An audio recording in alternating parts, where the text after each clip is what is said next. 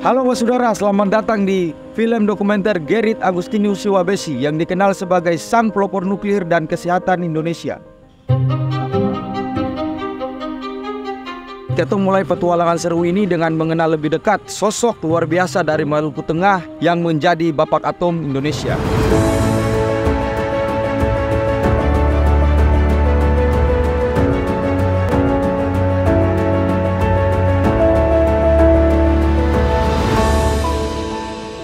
Mari kita menuju Unpati, percari tahu tentang Profesor Dr. Gerrit Agustinus Siwabesi. Katong akan berbicara dengan para ahli dan akan menemukan kisah-kisah menarik tentang kontribusinya. Jadi beliau ini merupakan salah satu tokoh Maluku yang menduduki jabatan pada dua masa menteri atau dua zaman di Indonesia. Jadi zaman Orde Lama, beliau Menteri Kesehatan, zaman Orde Baru juga sama. Jadi kalau dilihat seseorang kalau diangkat sebagai menteri dan sebagainya dalam sebuah negara, berarti kita bisa melihat bahwa pribadi orang itu sangat luar biasa.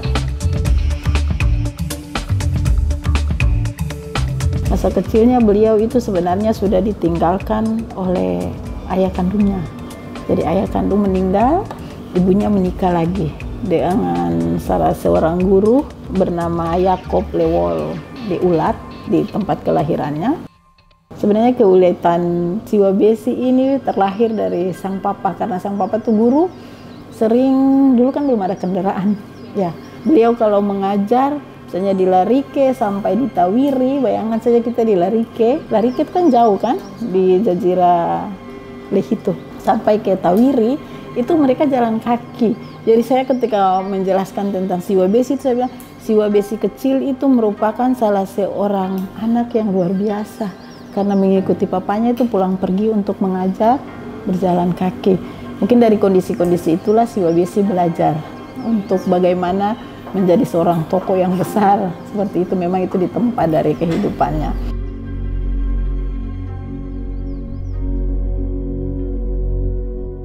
Keluarganya sebenarnya menginginkan Siwabesi itu untuk mengambil bidang hukum. Tetapi beliau berpikir bahwa walaupun sudah ada banyak dokter, karena waktu itu sudah ada dokter Lemina, ya, tetapi beliau berpikir bahwa masyarakat Maluku itu masih membutuhkan banyak dokter, gitu.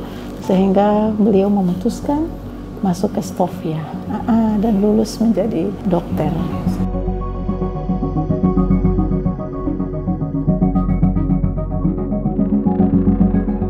Jadi setelah lulus itu cerita kalau untuk masa Jepang itu memang sangat seru untuk Gerrit Siwabesi ini karena beliau itu ketika menjadi dokter ditugaskan di Surabaya. Ketika beliau bertugas di Surabaya itu banyak tantangan di situ yang sempat tadi saya ceritakan bahwa diragukan nasionalismenya dan sebagainya itu karena memang masa transisi pemerintahannya dari masa kolonial ke masa pendudukan Jepang. Jadi para Khmer yang dari Ambon itu juga banyak dibawa ke Surabaya untuk pertahanan Belanda pada saat itu. Nah, ketika sampai di situ, Gerrit Siwabesi tetap bekerja sebagai seorang dokter yang melayani pasien-pasien yang terutama yang paling banyak itu sebenarnya masyarakat Indonesia itu sendiri di Rumah Sakit Surabaya itu. Nah, suatu ketika itu beliau merasa marah dan merasa, kalau bahasa sekarang kita bilang dilecehkan ya, merasa dilecehkan ketika ada seorang suster itu berdarah Belanda. Pada saat melakukan operasi itu beliau memerintahkan, karena itu hanya suster, seorang berbahasa Belanda itu, dia menyuruh, tolong ambilkan gunting gitu. Sang suster tidak mau, bahwa kamu itu Erlander, maksudnya kamu itu bangsa rendah. Itu kamu kan bangsa Indonesia, kan kita memang dipandang oleh bangsa Belanda pada saat itu begitu ya. Iya, kita orang yang dijajah lah istilahnya kan, karena kita dijajah.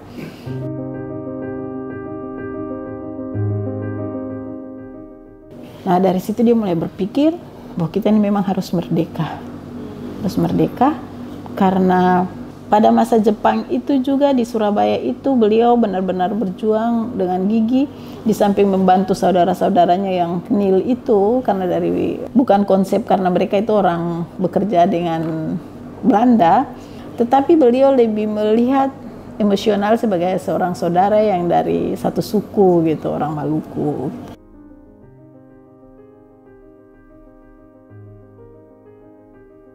Kalau dalam bukunya Upuleru, buku Sang Upuleru punyanya Siwabesi itu, dia menganggap kedua tokoh itu, Lemena dan Yohanes Latu Hari-Hari itu sebagai tokoh panutan. Itu juga yang mendorong, sehingga karena waktu itu belum ada dokter radiologi di Indonesia, maka dia didorong untuk pergi ambil radiologi di Inggris. Nah, ini nanti berkaitan juga dengan Jepang.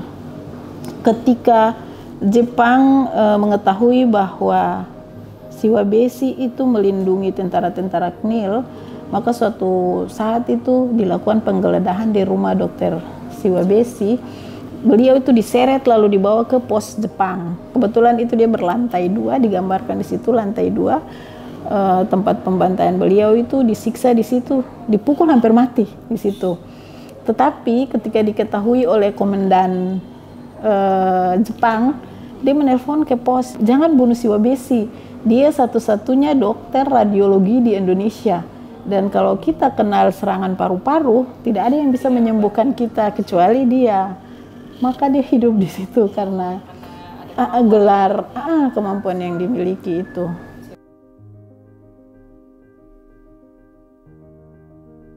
Ketika dia menjadi Bapak Atom, diberi julukan Bapak Atom Indonesia, dan pada saat itu awal-awal kemerdekaannya, beliau itu kalau tantangan pasti banyak.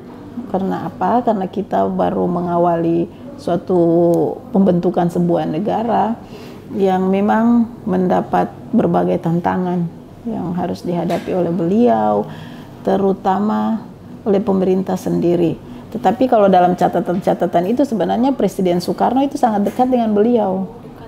Dekat dengan beliau, dan bahkan beliau menjadi menteri kan.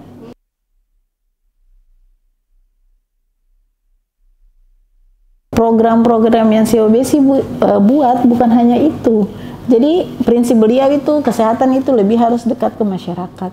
Beliau itu juga dicatat sebagai tokoh askes ya, asuransi kesehatan sekarang yang kita kenal, itu beliau penggagasnya yang pertama.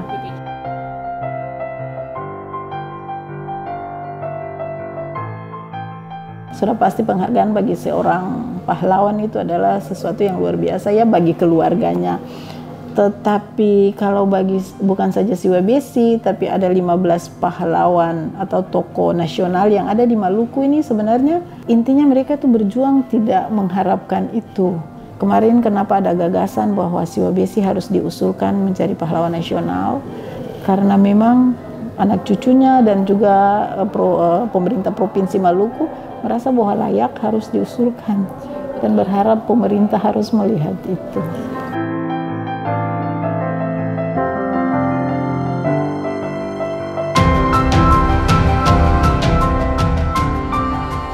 Siwabesi merupakan salah satu tokoh yang hidup pada era yang belum mengenal digital. Tetapi beliau bisa dengan gigi maju, apalagi seorang putra desa dari Ulat, dari Saparua yang kalau kita bilang ya daerah yang terpencil jauh dari ini. Tapi beliau bisa berjuang dan gigi sampai menjadi sosok yang luar biasa. Nah, berharap bahwa pemuda Maluku khususnya dan pemuda Indonesia pada umumnya itu belajar dari tokoh-tokoh nasional, bukan saja Siwabesi tapi dari tokoh-tokoh nasional kita, bahwa dengan kesederhanaan saja mereka bisa berjuang. Apalagi kita yang sudah dalam era teknologi ya, kecanggihan yang ada yang bisa kita manfaatkan untuk lebih baik lagi ke depan. Profesor Dr. Gerrit Agustinus Siwabesi tidak hanya meraih prestasi pribadi yang mengagumkan, tetapi juga meninggalkan warisan yang abadi bagi bangsa ini. Kisah hidupnya adalah inspirasi tentang bagaimana satu individu tetap mengubah arah sejarah melalui dedikasi, visi, dan inovasi.